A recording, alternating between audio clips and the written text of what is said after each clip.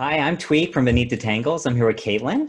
And as you know, we are doing a review and watch type of thing with Caitlin Glass, where she's going to be watching Haikyuu for us. Yay! Yeah. So we'll have more on this interview a little bit later, but we wanted to just kind of kick this off by talking a little bit about Caitlin's world with with her being an ADR director. I'm eager to know, did you watch the first few episodes of Haikyuu in dub or subtitle? Well, most people would probably assume because I work in dubs that I watched the dub. And while I do have a lot of actor friends who are in it and I do want to hear them, Mhm. it's really hard for me as a director to watch dubs for enjoyment because I can't turn off my director brain. And, part of why we're doing this is so that I can get back into the enjoyment of Mhm. anime. When this thing that you love becomes your job, you can start to not like it anymore. And I really don't want that for me and anime because I remember finding it as an outlet.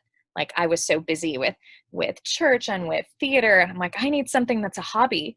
And that thing was anime. And shortly after, I started working in anime.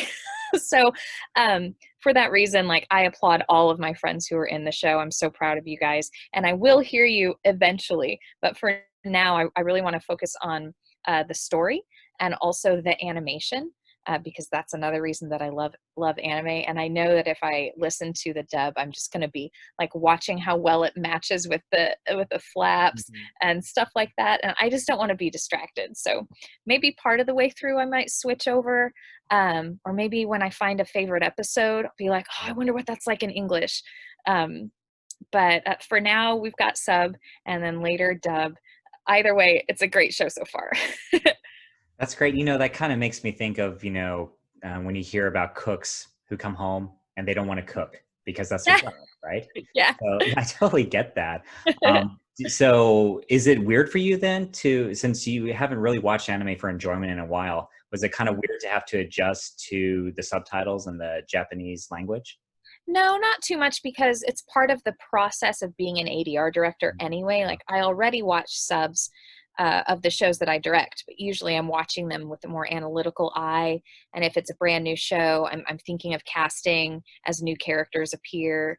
That part was fine. And honestly, casting is part of my favorite things in the process of ADR directing. So even though I know some of my friends who are in the show and who they play, it's fun to see when a new character appears, what actors my brain brings up. It's like, oh, so and so would be great at this guy, and so would this person. And then, maybe I'll get to be surprised when I finally hear it in English. So, Oh, that's such an important part of the process. I mean, as a fan, I don't often think about that. I just kind of enjoy and don't think about all that's going on.